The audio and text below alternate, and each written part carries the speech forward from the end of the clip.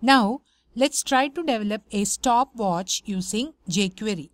So in this stopwatch we are having two buttons, start and reset, and we will be displaying the hours, minutes, seconds and milliseconds. Suppose I click start, we can see the watch is running, and if at any point of time if I click stop, it stops. Now the time is 0 hours, 0 minutes, 7 seconds and 403 milliseconds. Now if I again click start, it will actually resume this stopwatch. We are not having separate buttons like resume, pause, etc. We are just having two buttons, start and reset, and when we click start, the text of this button becomes stop, and when we click stop, it is showing start as the text of this button and the current time. And if I click start, this will resume. As you could see here, now it is 8, 9, 10, 11, 12, like that.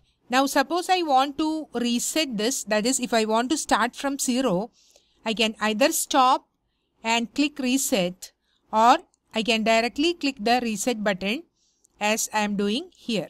So by clicking the start and stop buttons, the timer will or the stopwatch will start and stop, and once we start and click stop, and again if we click start, it will actually resume the time and we can reset at any point of time.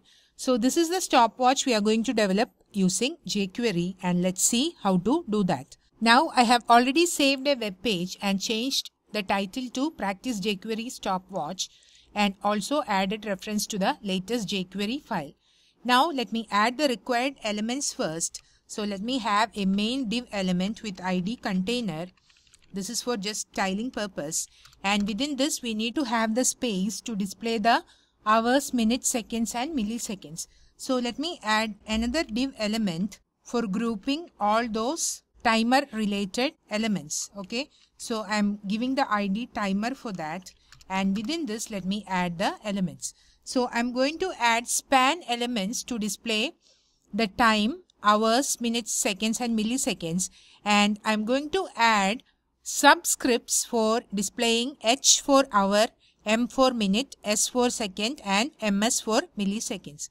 So let me add first the span element with ID hour, and within this for the time being let me display 00, and let me add another span element, and within this let me add a sub element as H. This is for hours.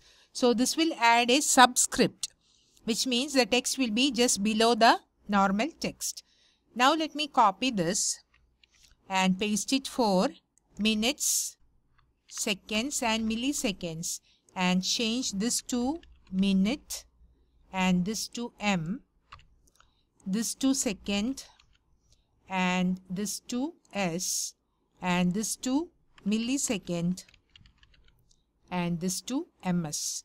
You can name these IDs as you want. Okay, then after this timer div element I need to have two buttons, right? One is for start and stop and the other one is for reset. So let me add button with ID btn click.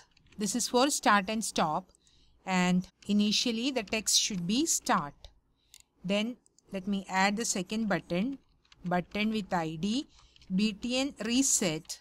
This is for starting from scratch or deleting the current timer. So let me name it as reset, or the text is set as reset. Now let me save this and check the output. See, we are just seeing 00H, 00M, 00S, 00MS. Actually for milliseconds we need to have 3 zeros, right? Then also the start and reset buttons. Now let me try to style these div elements so that it will look better. So here inside the head section let me add the style tag, and first let me access the container. So hash container, and let me set width, height and also margin for this. So let the width be say 300 px, height also be 300 ps. We can make adjustments later if required. Okay, and margin as say 20 px auto to center it. Now let me save this and check the output. See, it is centered. If we want, we can actually increase this to say 30 px. Okay. I think we can have a margin top or margin bottom for the timer div element. So let me access the timer element, hash timer, and let me set a margin bottom of say 10 or 15 px. Okay. Then we need to style the span elements. So for the span elements, I want to increase the font size. So for the span elements, let me specify the font size to be say 30 px.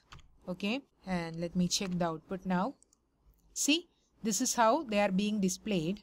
And let me access the sub elements, and for them, let me specify the font size to be say 25 px. Okay, as they are within the span element, I think the font size will be set to 30 itself.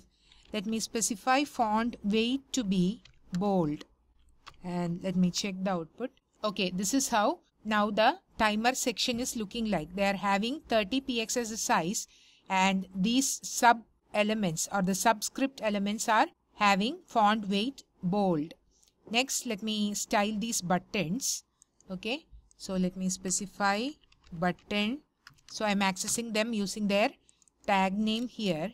Let me first set the width and height. Let me set a width of say 90 px, height of 40 px, font size say 25 px. I want to have rounded corners, so border radius of 5 px, and let me set a border of 1 px solid black. Now let me save this and check the output. See, this is how the stopwatch is now looking like. We are having space to display hours, minutes, seconds and milliseconds, and also start and reset buttons.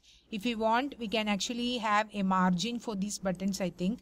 Let me add a margin of say 5 px to have some gap. They are now looking like this. Next, what we need to do, we need to implement the logic to start the timer, stop it and resume it, and also to reset the stopwatch. So let's do that part next.